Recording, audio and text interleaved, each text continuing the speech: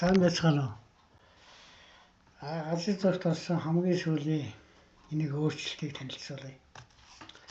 Энэ бол одоо энэ газрын зургийг бүтээх явцад хэрэглэгч тэгээ энэ газрын зургийг сонирхож байгаа өөрийнхөө гар утас болон гар утсандаа аппликейшн болгосон болон компьютерийн дэлгэцээр үзэж байгаа хүмүүс энэ одоо юунд оролцох. Эсвэл одоо аялж байгаа хүмүүс аяллаа одоо жуулчны бааз дээр юм уу байгалийн дээр сайхан газрууд, төгсөлийн тусгалт газрууд тэгээ юу гэдэг одоо тэр аялын зургад очичоод үзсэн чинь манай зурган дээр хэрвээ харагдахгүй байгаа бол та тэрийг шууд нэмэх боломжтой болж байгаа. Тэрийг бол одоо хувь нэмэр оруулагч нар гэж нэрлэдэг. Эсвэл одоо энэ зургийн оролцогч гэж нэрлэгдэл болно да. За тэгээ энэ тэр байдлыг яаж хийх вэ гэдгийг одоо би тавхан тайлбарлаад байна. За энэ Хөвсгөл аймгийн Цэцэрлэг сонгодын Жугнаа нуур гэж энэ байна. Энэ манай газрын зургт ороогүй байгаа үстэй. Энд одоо жишээ нь өөр энэ томнол нуур байж ах шигтэй тийм ээ. Энд бүсдийн нуур байна. Гэтэл энэ нуурыг бид орхичихсан байна шүү дээ. Энэ ойгон нуур байна тийм ээ. Гэтэл бид энэ томнол энэ Жугнаа нуур орхичжээ. Тэгэхээр энэ Жугнаа нуурыг одоо та нэмжээ гэж бодъё. Жугнаа энэ сумын Цэцэрлэг сумын одоо байгалийн байцаагч юм уу? Эсвэл газрын даамал байна уу? За тэгээд одоо 10 сургуулийн одоо багш нар газрын зурагтай газар зүйн багш нар байна уу? Мэдээлэл технологийн багш нар байна уу? Энэ газрын зурагт дээр ажиллаж чаддаг тэр хүмүүс бол одоо энийг нэмэх эсвэл зүгээр хэрэглэгч одоо сурагч одоо хинч болно. Ерөөсөө дурын хүн заавал мэрэгжлэгдэх юм байхгүй шүү.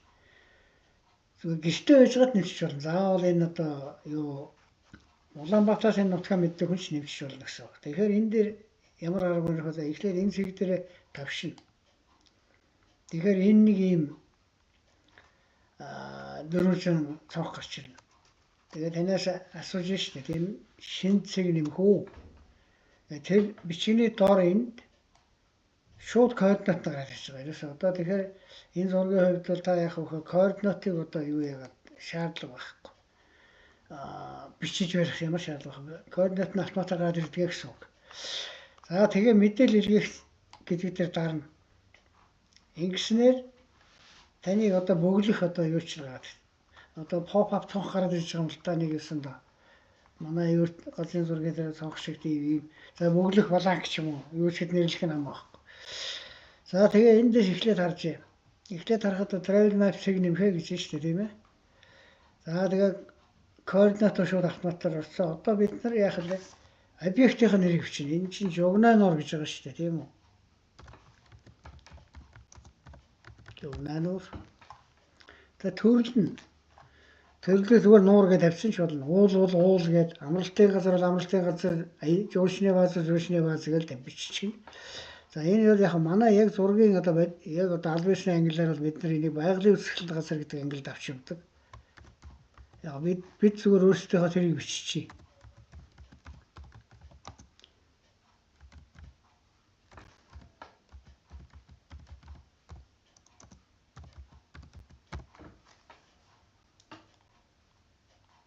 Авсны дугаарыг алгасан мэдээж хэрэг. Хэрвээ байгууллага жуулчны бааз амралтын газар хүүхдийн заслан тэгээд одоо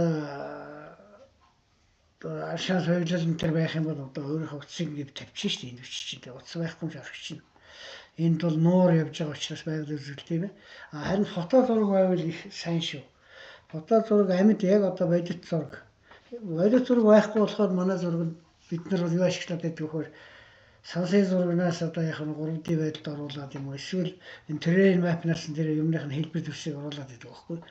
Тэгээ фото зураг ингээд нэмийвэл энэ дээр дарна. Тэгээд дахиад энэ дээр дарна. За би яг энэ Жугнаа нуурын зургийг бэлдээ тавьчихсан байна. За энийг хоёр тавьчихад тэгээд шууд ороод. Зураг ороод ирлээ. Одоо зургаар шалгаж болно. Ингээд Жугнаа нуурын одоо гэрэл зураг нь Google Maps дээр байсан зургийг би шууд авчихсан. За тэгээд бид нар буцаад энэ руугаа ирлээ. Тэгээ ердөө энэ submit гэдгээр дараад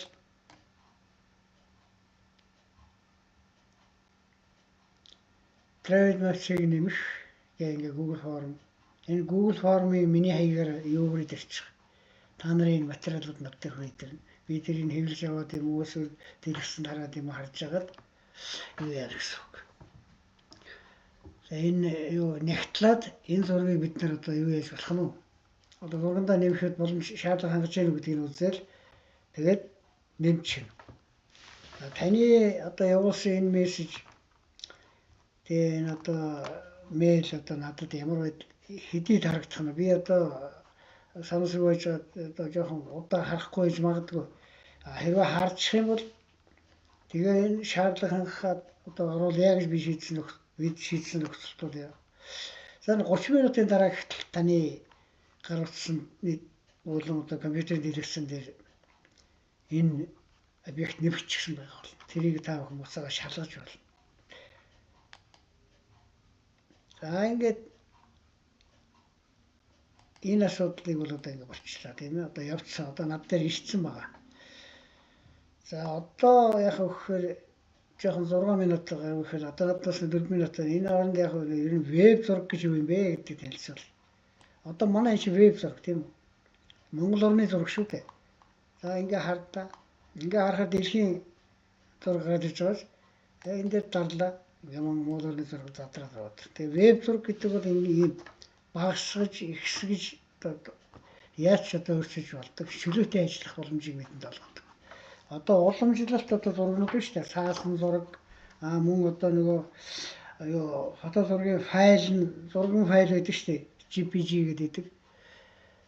Тэр одоо файлын зургууд энэ төр бол юу шүү дээ. Өөрчлөх боломжгүй static гэдэг. Static гэдэг чинь одоо өөрчлөх боломжгүй хөдөлгөөнгүй гэсэн үг шүү дээ. Тийм зургуудаас бол одоо ялгардаг онцлог нь энэ.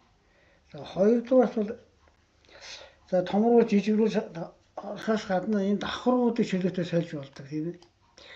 Одоо жишээ нь сансын зураг байж болно, сая бидний тавьсан байж болно. Эсвэл энэ гудамжны тийм ээ. Street map гэж зураг оруулаад бид нар бас ашиглаж болдог.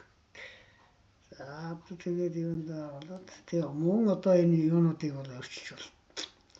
Энэ шүүлтэрүүдийг биш зөвхөн одоо байгалийн юм өөрт хэрэгтэй гэвэл ингээд ерөөсө сонголтоор хэрэгжилж болох тийм боломж олдог. Ийм чөлөөтэй ашиглах тийм боломж бүрдүүлэх тийм веб мапинг одоо гол веб газрын зургийн гол одоо онцлог давуу тал байдаг. За тэгээд яг өгөхөөр бид нар бол яах юм бэ шүү дээ. Мөнхийн шинжилж яадаг. Одоо нэг газрын зураг хэрвээ статик газрын зураг бол одоо бид нар шинжлэгийг өдөр газрын зураг хийгээд дахиад хэвлэх болно. Хэрвээ цаасан зураг бол тийм ээ. Зүгээр нөгөө зураг ихсэн ч гэсэн газрын зургийн програм дээр юу нэмэх шинжлэх юм болохоо яг зургийн програмынхаа юунд хүрээнд одоо баригдмал байдаг байхгүй юу. Тийм болохоор тэр баригдмал байдлаас гаргаж ирэх арга бол энэ веб зураглал байгаамаа. Энэний ач холбогдлыг бас ингэж тайлбарлаж болох. Энэ дээр хамгийн гол нь энэ биднес нэг интерактив гэдэг нэг гадаад үгэлээд байгаа шүү дээ. Тэр чинь одоо харилцсан үйлчлэл гэсэн үг. Тэгэхээр харилцагч та хэрэглэгч та одоо энэ зурган дээр чөлөөтэй ажиллаж болох тэр нөхцөл зурагтайгаа өөрөө одоо та хамт шууд одоо харилцах. Одоо жишээ нь ингээд одоо өөрийнхөө юу яаш одоогийн байрлал дээр Улаанбаатар дээр аваад ирж байгаас ингээд тэгээ буцаагаад одоо Монгол орноо сэргээч ингээд чөлөөтэй ажиллах тэр нөхцөл бүрддэг. Энэ дээр хайлтын систем байгаа тийм ээ. Энэ хайлт дээр юм байна. Энэ дээр дурын юу бичгэд бичил гараад ирнэ. Энийг дарахад ингээд шууд гараад ирдэг тийм ээ. За нэг ийм зургийг л одоо бид нар веб зураг гэдэг байгаа. Веб зургийн давуу талыг зөв өөрийнхөө хугацаанд хэлээд цаг хугацаа бага байгаа учраас тавчхан танилцуулах юм байна. За хоёр бас энэ нэг юм байгаа тийм ээ. Энэ